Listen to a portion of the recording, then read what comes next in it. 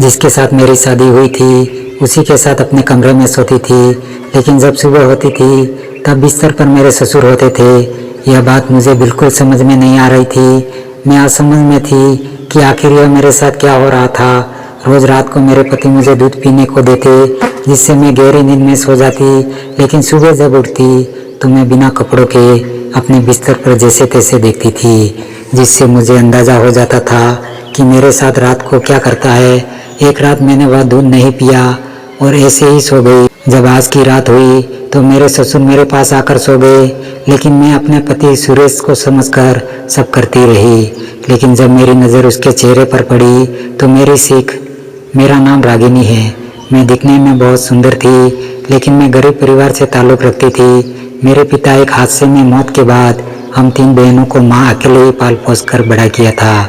हम तीनों में से बड़ी मैं ही थी। मेरी छोटी बहन मुझसे 5 साल छोटी थी। दूसरों के घरों में काम करती थी, इससे घर का केवल खर्च चल पाता था, लेकिन उससे ज़्यादा और कुछ अपने लिए नहीं कर सकती थी। धीरे धीरे समय गुजरा और मेरी शादी की उम्र हो गई। मेरी शादी की फिक्र होने लगी, क्योंकि आजकल बिना दहेज के शादी होना बहुत मुश्किल था। लेकिन मेरी माँ के पास इतने पैसे नहीं थे। लोगों के पास पैसे के लिए गई, लेकिन उन्होंने पैसे देने से मना कर दिया। और कुछ लोग मेरे साथ एक रात गुजारने की मांग की, जिससे मेरी माँ ने बिल्कुल मना कर दिया। अब शादी को लेकर ज़्यादा परेशान रहने लगी थी। मेरे थोड़े बहुत रिश्तेदार भी थे, लेकिन उनका भी हाल हमारे ही जैसा था। इसमें कुछ दिन और गुजर गए थे। आखिर शादी कैसे होगी। तभी एक आदमी हमारे घर पर आया। उसने मेरी माँ से कुछ बात की और मेरी शादी तय कर दी। वो हमारे घर पर आया था। वह अपनी बेटी की शादी मुझसे तय किया और वहाँ से चला गया। जब मैंने यह बात अपनी माँ से पूछा तो उसने बताया कि वह बिना दहेज के शादी करने के लिए तैयार हो गए हैं। माँ के मुंह से यह बात सुनकर मैं चौंक गई। आखिर बिना दहेज के शादी आजकल के ज़माने में कौन करता है। शादी को लेकर थोड़ी बहुत परेशानी कम हो गई थी। फिर कुछ दिनों में मेरी शादी हो गई और मैं ससुराल आ गई। लेकिन ना तो अभी तक मैंने अपने पति को देखा था और न ही उसका नाम मालूम था। ससुराल जाने के बाद मुझे मालूम हुआ कि मेरे पति का नाम सुरेश है। वह दिखने में सुंदर था, लेकिन ज़्यादा पढ़ा लिखा नहीं लग रहा था। मेरे ससुराल वाले बहुत पैसे वाले थे। उनका घर देखकर ही मुझे अंदाज़ा हो गया था। ससुराल में मेरे सास ससुर और पति के अलावा और कोई नहीं था। मैंने एक नज़र अपनी सासू माँ की तरफ मारी तो मैंने देखा कि वह बिस्तर पर बैठी हुई थी। अब बिल्कुल जवान और खूबसूरत मैं उस घर में सिर्फ मैं ही थी, इसलिए मैं किसी से कुछ भी नहीं पूछ सकती थी। धीरे धीरे वक्त गुजर गया और रात हो गई। हमारी सुहागरात की रात को अपने कमरे में मैं अपने पति सुरेश के आने का इंतज़ार कर रही थी। थोड़ी देर के बाद मेरे पति सुरेश कमरे में आया तो वह दूध का गिलास मुझे पकड़ाया और कहा, इसे पी लो। मैंने कहा, नहीं, पहले आप पियो, उसके बाद मैं पीऊँगी। तब वह कहने लगा कि नहीं, इस घर का रिवाज है कि दूध पत्नी को ही पीना पड़ता है, इसलिए इसे तुम पी लो। उसकी बातों को सुनने के बाद मैं उसके हाथ से दूध लेकर पी गई, लेकिन दूध पीने के बाद मुझे कुछ होश नहीं रहा। फिर मेरी आँख खुली तो सुबह हो चुकी थी। मैंने देखा कि मेरे कपड़े बिखरे हुए हैं। मैंने ठीक किया और उठकर फ्रेश होने के लिए जाने लगी। तब मुझे मीठा मीठा सा दर्द का एहसास हुआ। मैं समझ गई ये दर्द सुहागरात वाला था। मैं किसी तरह शर्माते हुए फ्रेश होने चली गई। तभी मेरी नज़र ससुर जी के ऊपर पड़ गई। वह मुझे देखकर बहुत ही अजीब तरीके से मुस्कुरा रहे थे, जो मेरी समझ से बिल्कुल बाहर था। मैं उसी हाल में अपनी नज़रें झुका ली और बाथरूम में चली गई। थोड़ी देर के बाद मैं बाहर आई तो मैंने देखा कि मेरे पति सुरेश घर के कामों में व्यस्त है। कुछ इसी तरह मेरी शादी के 3 महीने हो गए। इस 3 महीनों में मैंने जो गौर किया था वह मेरे पति सुरेश के प्रति रवैया, जो एक पति का रवैया अपने पत्नी के प्रति होना चाहिए, वो उसमें बिल्कुल भी नहीं दिखाई दे रहा था। मेरे पति सुरेश कभी भी मुझसे खुलकर बात नहीं करते थे। मैं उनकी पत्नी थी, इसलिए उसका पूरा अधिकार था कि वह मुझसे किसी भी तरह के बात कर सकते थे। लेकिन उसके विपरीत मेरे ससुर मुझसे हर वक्त मेरा हाल चाल जानने की कोशिश करते। यहाँ तक कि वह जब भी मुझसे देखते तो उनकी आंखों में एक अजीब सी तपिश होती थी, जिससे मुझे बार बार ऐसा महसूस होता था जैसे वह मुझसे कुछ चाहते हो। मैं अपने दिल की बात अपने पति से करना चाहती थी क्योंकि मैं अपनी पत्नी थी, लेकिन मेरी कोई भी बात वह अपने पिता से जाकर बता देता था। यह बात मुझे बहुत हैरान कर रहा था। अच्छा, दूसरी जो बात थी, वह मेरे पति कमरे में आते थे तब वह हर दिन मुझे दूध पीने को कहते। जब वह दूध पीती तो मुझे फ़ौरन से नींद आ जाती। जब सुबह नींद खुलती तो मेरे पति कमरे में नहीं होता था। इन सब बातों ने मेरा दिमाग ख़राब करके रख दिया था। जब से मैं ससुराल आई थी तब से मैं सासू माँ का भी सेवा कर रही थी, क्योंकि उसकी हालत ऐसी थी वो किसी काम को कर नहीं सकती थी। जब मैंने सास से उसकी इस हालत के बारे में पूछा तो उसने बताया कि उसकी शादी के 7 महीने बाद ही एक एक्सीडेंट में दोनों पैर खो दिए। तब से वह एक अपाहिज की ज़िंदगी जी रही है। मेरे ससुर जी का अपना कारोबार था जिसमें वह व्यस्त रहते थे, लेकिन मेरे पति हमेशा घर में ही रहकर घर का कामकाज किया करते थे। यह बात भी मेरी समझ से बाहर थी। मैं तो कभी कभी यह सोचती थी कि अगर कल को सास ससुर से किसी झगड़े की वजह से अलग हो जाएंगे तो हमारा घर कैसे चलेगा।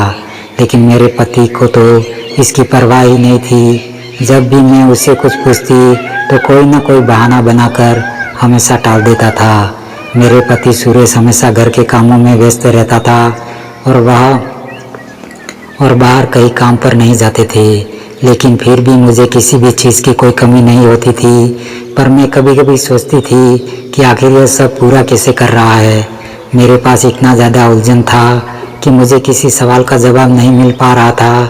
आखिर घर में क्या हो रहा था मेरे समझ से बिल्कुल बाहर था। मैं अपने ससुर से भी पूछना चाहती थी, लेकिन उसे भी घर के मामले में कुछ मालूम नहीं था, क्योंकि वह अपने कमरे से बिजनेस के कामों में व्यस्त रहते थे।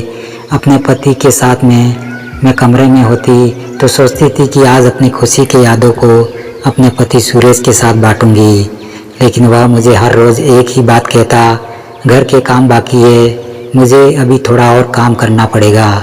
धीरे धीरे मैं भी घर के कामों में अपने पति का हाथ बांटने लगी, क्योंकि अपने पति सुरेश को काम करते देखती तो मुझे बहुत बुरा लगता था। इसलिए मैं भी अब घर के कामों में व्यस्त रहती थी। अब सासू माँ की भी सेवा कर दिया करती थी, जिससे मेरा दिल खुश रहता था। लेकिन मैं जब भी ससुर को देखती थी तो उनकी नज़रों में अजीब ही निगाहें देखती थी। जब भी मेरी तरफ देखते थे तो मेरे पूरे वजूद में आग सी लग जाती थी। मैं उनकी तबीयत भरी निगाहों से बचना चाहती थी, क्योंकि घर में मैं ही एक थी जो संभाल रही थी। वक्त गुजरता गया और अब शादी के 7 महीने हो गए। एक दिन मैं सोकर उठी तो मेरे बिस्तर पर मेरे ससुर सो रहे थे तो मेरे होश उड़ गए, क्योंकि उस वक्त मैं बिना कपड़े के और मेरे ससुर गहरी नींद में मेरे पास ही सो रहे थे। यह सब कुछ देखकर मैं एकदम से घबरा गई।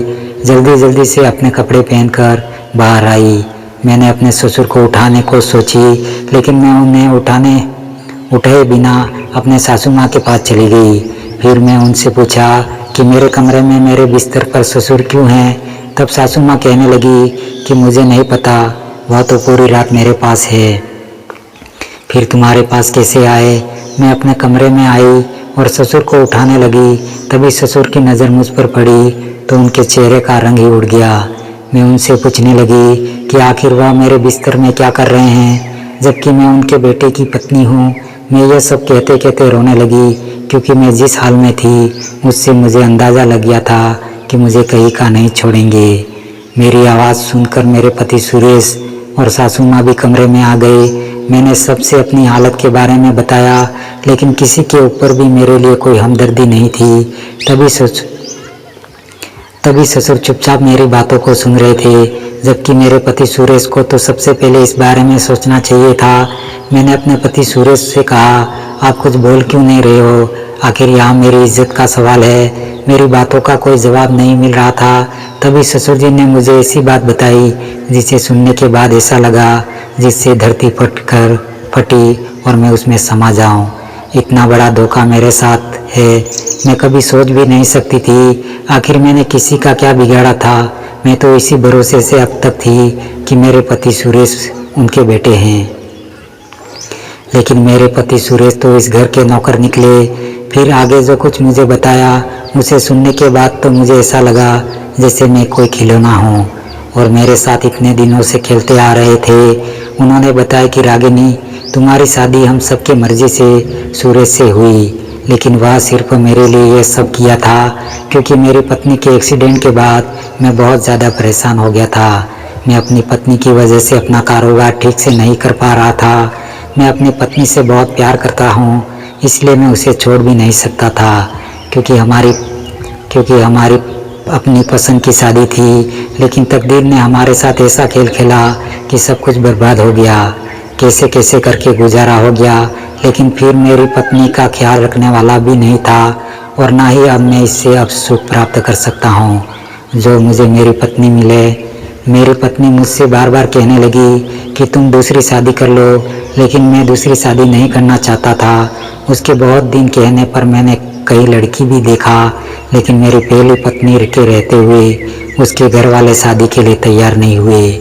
उनका कहना था कि पहले अपनी पहली पत्नी से तलाक लो, फिर किसी दूसरी लड़की से शादी कर सकते हो। हम घूमते घूमते हार गए कि अब क्या होगा। ना हमारी पत्नी माँ बन सकती थी और ना ही मुझे वह सुख दे सकती थी। कुछ दिन और इसी असमंजस में गुजर गया। फिर हमने एक प्लान बनाकर सुरेश को तैयार किया।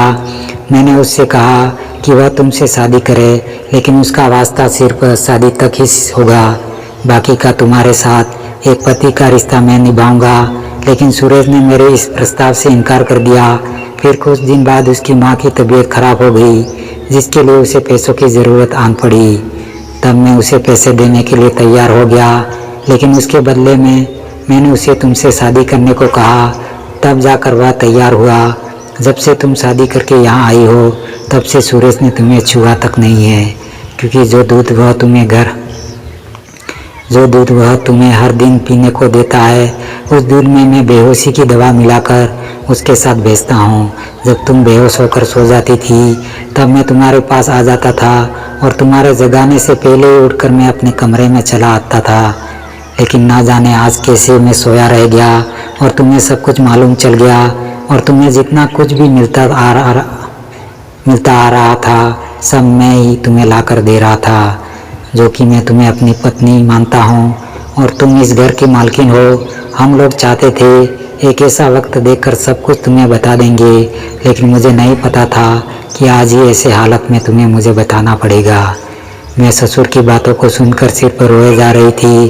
तभी मेरी सासू माँ अचानक से मेरे पैरों में गिर गई और मेरे पैर पकड़कर कहने लगी कि रागिनी, हमारा रास्ता गलत ज़रूर था, लेकिन इरादा गलत नहीं था। वैसे भी तुम्हें अपनी छोटी बहन की तरह मानती हूँ, इसलिए मैंने अपना का बंटवारा भी कर लिया। अब हमारे घर की लाज और वंश तुम ही दे सकती हो, क्योंकि अब मेरी हालत वैसी नहीं है कि इस घर को वारिस दे सकती हूँ। अब क्या करती, अपनी बड़ी बहन से मेरा ही ख्याल रखा था, लेकिन अब मैं क्या करती। मेरे पास कोई रास्ता नहीं था, क्योंकि अब मैं अपनी माँ के पास भी नहीं जा सकती थी। कुछ देर सोचा कि अभी इनकी ज़्यादा उम्र नहीं हुई और ऊपर से बहुत पैसे वाले भी हैं। चलो ठीक है, मेरे खातिर मेरी 2 बहनों की भी शादी में मदद मिल जाएगी। इसलिए मैंने ससुर से कहा कि आप चाहते हैं कि मैं हमेशा आपकी पत्नी बनकर रहूं, तो आप मुझसे दोबारा शादी कीजिए, ताकि मैं आपको अपना पति दिल से मान सकूं। अब सुरेश की घर की हालत बहुत ज़्यादा ख़राब थी। अब मैं अपनी इज्जत को खोकर उसके साथ नहीं जाना चाहती थी। फिर मेरे ससुर ने मुझसे शादी कर लिया और अब वह मेरा सच में पति बना। तो कभी कभी कुछ समस्या ऐसी होती है जिसका फैसला करना बहुत मुश्किल हो जाता है कि आखिर कौन सा फैसला ले। इसी संघर्ष भरी ज़िंदगी में इंसान उस राह को अपनाता है जो कि उसे नहीं करना चाहिए। दोस्तों, यह कहानी आपको कैसी लगी? हमारे द्वारा दी गई कहानी अच्छी लगी हो तो वीडियो को एक लाइक करके चैनल को सब्सक्राइब जरूर करें तथा बेल आइकन को पर क्लिक करना बिल्कुल ना भूलें, जिससे आगे आने वाली वीडियो आपको सबसे पहले मिलेगी। धन्यवाद।